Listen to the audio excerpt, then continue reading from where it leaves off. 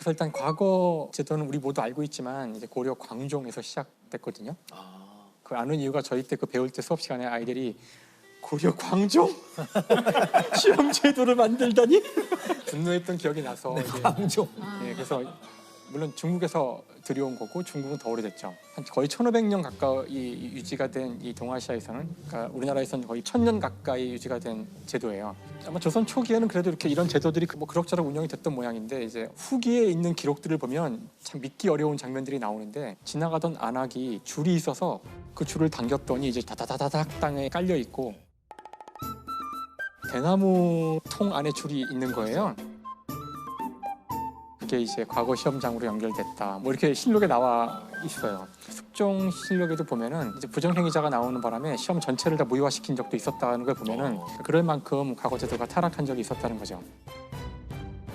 근데 어쨌든 이 과거 제도라는 이 시험이 서양인들한테는 되게 신기했던 모양이에요. 이거야말로 되게 어떻게 보면은 공정한 시험일지도 모른다는 생각이 계몽주의 사상이 싹 트던 서양에 전해져요.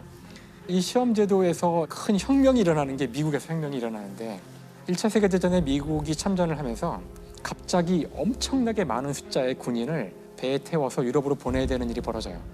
한번 상상을 해보세요. 정말 별의별 사람 다 있을 거고 거기 뭐 사이코패스도 있을 거고 살인자도 있을 거고 그냥 보내도 괜찮을까요? 이 사람들이 총 들고 가서 싸울 텐데. 이거 선발해야죠. 선발을 해야 되는 거죠. 대규모로 사람들을 테스트를 해야 되는 일이 생긴 거예요. 그래서 그때 이제 시험 제도의 혁명이 나오는데 사람들의 가장 최소한의 어떤 능력을 테스트하기 위해서 만든 그 시험이 바로 사지선다형 시험입니다. 아, 객관식.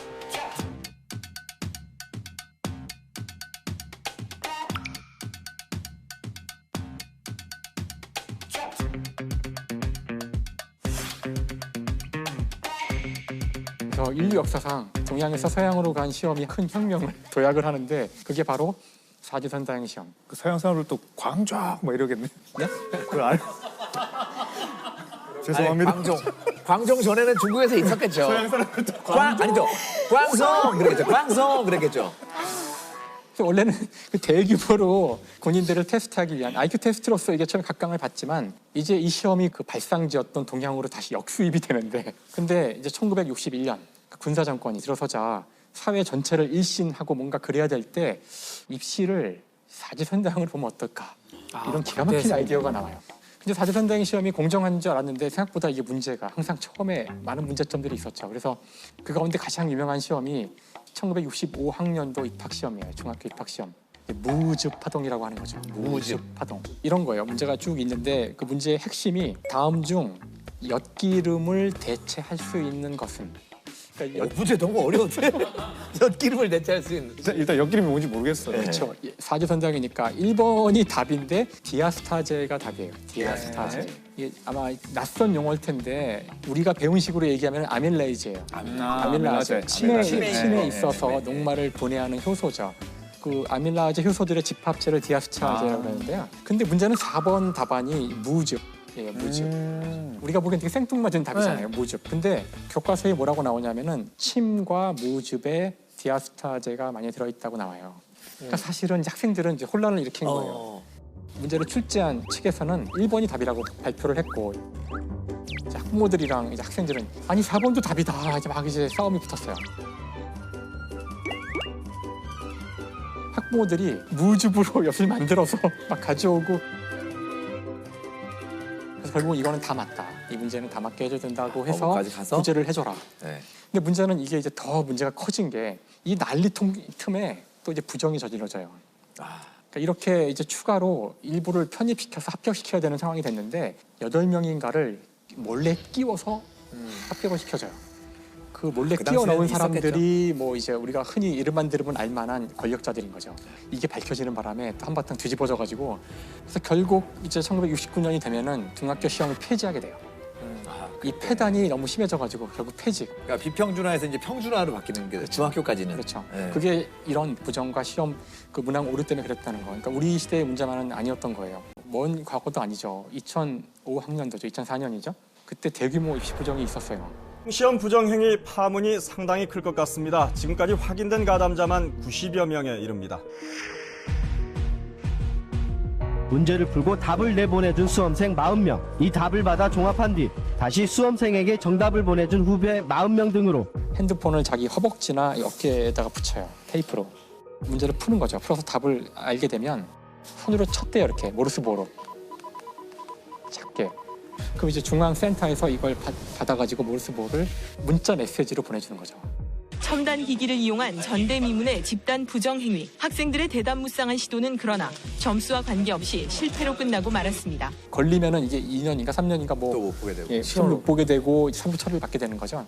이런 대규모 부정이 있었어요. 시험을 부정하면 죄가 업무방해죄거든요. 위계에 의한. 아, 시험은 업무 공무집행, 방해. 그게 국가시험에 이제 위계에 의한 공무집행 방해. 사기에 들어가는 건 아니군요. 컨닝한 게 사기죄가 안 되는 게 사기죄는 재물이나 재산상 이익을 기망해서 취득해야 되거든요. 그러니까 그거는 재물이나 재산상 이익을 취득하지 않기 때문에 사기죄는 안 됩니다. 경찰 조사 결과 중고등학교 동창생인 이군 등은 휴대전화를 이용해 점수를 올리자고 모의한 뒤 주택가 놀이터 등지에서 수차례 이행 연습까지 했던 것으로 드러났습니다. 우리가 여기서 해볼 수 있는 중요한 질문이 지금 우리가 하는 이 시험도 과연 그 시험이 목적으로 하는 사람을 뽑는 적합한 방식인가에 대해서 의문을 가져야 되는데요. 그 이제 마이클 샌더리 쓴 책 있잖아요. 네. 공정하다는 착각. 그 책에서 이제 주장하고 있는 것이 단순히 시험 제도를 얘기하는 것이 아니라 우리 시대의 능력주의 자체를 비판하고 있는데요. 오히려 우리가 이것을 능력이라고 이야기할 때 또는 능력만이 중요하다고 이야기할 때 생기는 오류는 이런 능력을 갖지 못한 이런 경쟁에서 패배한 사람들에게 열패감을 심어주고 그러니까 그들이 잘못된 것은 네 책임이야. 이 공정한 사회에서 네가 못했기 때문이야. 더 안 좋은 것은 이 경쟁의 승자들한테 오만함을 너무나 많은 걸 주죠. 키워주는 거죠. 난 내가 잘했기 때문에 내가 열심히 했으니까 받은 보상이고 나는 따라서 이렇게 행동하고 이렇게 막 누려도 이건 내가 당연히 받을 권리야 라고 한다는 거예요. 그 불평등을 허용하는 수많은 어떤 요인 가운데 하나가 지나치게 과장된 능력주의가 아닐까. 우리가 한 번도 질문을 던져보지 않은 능력이야말로 꼭 중요한 것이고 능력을 가장 드러내주는 가장 공정한 잣대가 시험이라는 우리의 그 오랜 믿음이 혹시 우리의 발목을 잡고 있는 게 아닐까? 그러니까 능력주의의 핵심이 마이클 샌들이 얘기하는 게 우리가 능력이라고 생각하는 것 안에 이미 그 사람의 배경과 그렇죠. 경제력과 네. 그리고 공정하지 못한 기회들이 이미 다 포함이 돼 있다는 거고. 맞아요. 공평하지 않죠. 네. 그러니까 적어도 시험의 승자들이요 너무 잘난 체하지 말라는 거죠. 예. 우리 패자들은 뭐라고? 안용복에게 이제 제가 처음 했던 이야기고 부산에 가서 처음 갔던 데 이제 안용복인데요. 처음 알았어요, 저희도. 안용복이라는 인물이 독도에 관한 굉장히 중요한 인물인데 사실은 조선시대 때는 범죄자로 이제 예. 처리가 됐죠. 맞아요. 안용복은 조선시대 부산 출신의 역관, 오늘날로 치면 이제 통역관인데요. 일본으로 건너가서 독도와 울릉도가 우리 땅이라는 것을 확인받은 그런 분입니다. 사실상 독도와 울릉도의 아버지라고 할 수 있는 분입니다. 지금도 이제 독도 가지고 그렇게 하고 있지만 사실은 조선시대 내내 울릉도 가지고 일본에 계속 가지려고 했었고 다툼이 있었군요. 울릉도 네. 가지고. 네. 울릉도가 자기 땅이라고 생각을 했었고 계속 도해 면허를 주면서 울릉도에 가서 계속 어업을 하도록 그게 한 거예요. 네. 안용복이 울릉도에 고기를 잡으러 갔는데 거기서 일본 어부들이 고기를 잡고 있었던 거예요. 그래서 안용복이 왜 남의 땅에서 물고기를 잡느냐 하고 따졌죠. 그러니까 일본 어부들은 여기 우리 땅이다 이렇게 해서 싸움이 일어난 겁니다. 근데 그 자리에서 다툼이 해결이 안 되니까 일본 본토까지 가게 됩니다. 그러니까 그곳에서 일본 지방관을 만났는데 안용복이 울릉도와 독도가 조선 땅인데 왜 일본 어부들이 들어와서 고기를 잡냐 하고 따집니다. 그걸 들은 일본 정부에서 울릉도와 독도가 조선 땅이라는 문서를 써주고는 안용복을 돌려보내라고 합니다. 근데 1차 도의를 하면서 오다가 대마도 주는데 뺏겼다는 게 안용복의 진술이에요.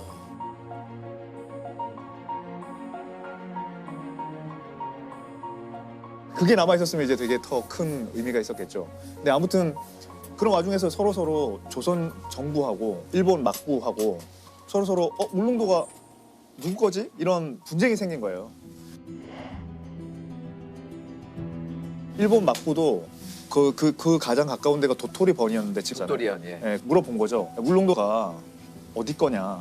그랬더니 그 두 섬은 우리 게 아니다. 이렇게 도토리번이 막부에 통보를 합니다. 그럼 막부가 그걸 받아서 아 그래 그럼 울릉도는 우리 게 아니네. 그러면서 울릉도에 이제 앞으로 건너가지 마 이렇게 이야기한 거예요. 90년 만에 넘어가서 어업을 하라고 한 그 도의 면허를 울릉도 도의 면허를 취소합니다.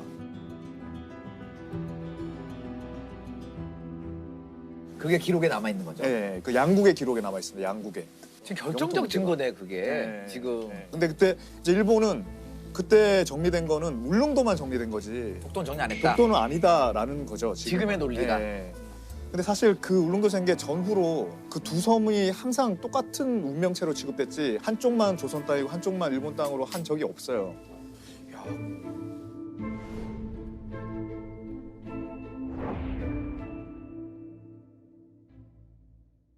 근데 재미있는 게 아까 제가 매축지를 갔더니 거기 안용복 선생님 생가터가 있어서 근데 대단한 분이네요. 일본 막부와 대마 도주에게 직접 찾아가 이 사람이 뭔데 이렇게 할 수 있죠? 아 여기네요. 자, 그러니까 평범한 어부였는데 어떻게 가서 건너가서 막부로부터 공식문서를 받았다. 정말 대단한 사람인 것 같은데? 근데 그분은 그때 뭐 아무것도 아니었더라고요. 그러니까 관리도 아니고 평민이었죠. 그냥 평민이니까 평민인데 뭐 어떻게 그런 게 가능했을까 좀 궁금하긴 했었어요. 그리고 보통 분이 아닌 게 1차 도일을 한 다음에 고초를 겪어요. 2년 동안 갇혀 있다가 풀려나면 또 가요. 또 간 거예요.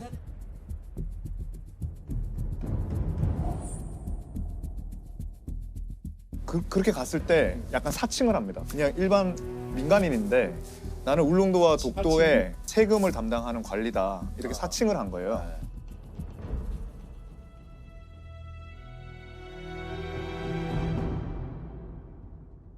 안용복이 가서 그렇게 정리를 하고 그게 계기가 돼서 양국의 이제 울릉도가 누구 땅인지 이게 정리가 딱 된 거예요. 1696년 1월에. 근데 문제는 안용복이 그걸 다 정리하고 올 때는 강원도로 해서 양양을 통해서 왔는데 양양 부사가 보더니 저쪽에 넘어가면 안 되는데 왜 넘어갔지 하면서 잡아가지고 범죄자로 잡아가지고 조정에 압송을 한 거예요. 그래서 오늘 알쓸 범잡에 되게 필요한 분이네요. 네. 범죄에도 연루되고. 범죄로. 안용복의 제목은 넘어가지 말라고 한 그 섬에 넘어갔고 공무원이 아닌데 공무원이라고 사칭했다. 사형이에요, 사형. 영의정의 사형을 목을 베라고 했어요. 그랬더니 이제 뭐 남구만이나 다른 대신들이 아니 이 사람이 공이 얼마나 큰데 그러니까 너무 근시안적인 생각으로 어떻게 이 사람을 그렇게 처벌하냐. 그래서 갑론을박이 막 있었어요. 근데 결과적으로 그 사형은 면하고 그 다음 형이 유배형인데 유배를 보냈어요.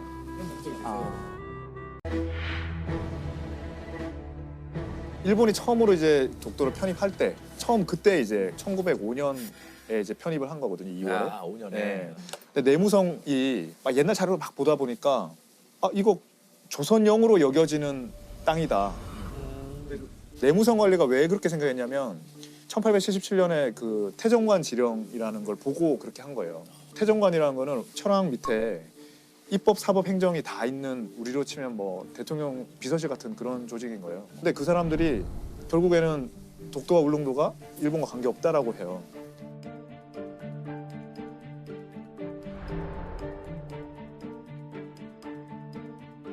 근데 그 사람들이 왜 뭘 근거로 하냐면 또 180년 전에 울릉도 쟁계를 문서를 보고 하는 거예요. 그렇게 이어가는. 네, 그러면 그 울릉도 쟁계는 누가 만들었냐면 안용복이 이제 계기가 돼서 이렇게 한 거죠. 그러니까 그 일본 내무부 네. 사람이 알고 있는 거잖아요. 그렇죠. 그럼 자기들 기록에 남아 있잖아 이게. 네. 야, 그게 결정적이네요. 진짜. 결정적이네 이게. 근데 이제 일본은 계속 그렇게 이야기하는 거죠. 이를테면 이제 죽도 외의 일도는 본방과 관계없다. 우리 일본과 관계없다고 했는데 지금 거기서 이제 뭐 두 가지로 그 외의 일도라는 게 독도가 아니라 딴 섬이라거나 우리나라 게 아니라 그랬지 언제 조선령이라고 했냐 이런 거예요. 근데 그것도 울릉도 쟁계 때 우리 조선과 이게 그 분쟁이 있었잖아요. 그러니까 그게 자기 땅이 아니면 우리 땅이 되는 거죠. 모든 것의 시작점이 거기 있는 거예요.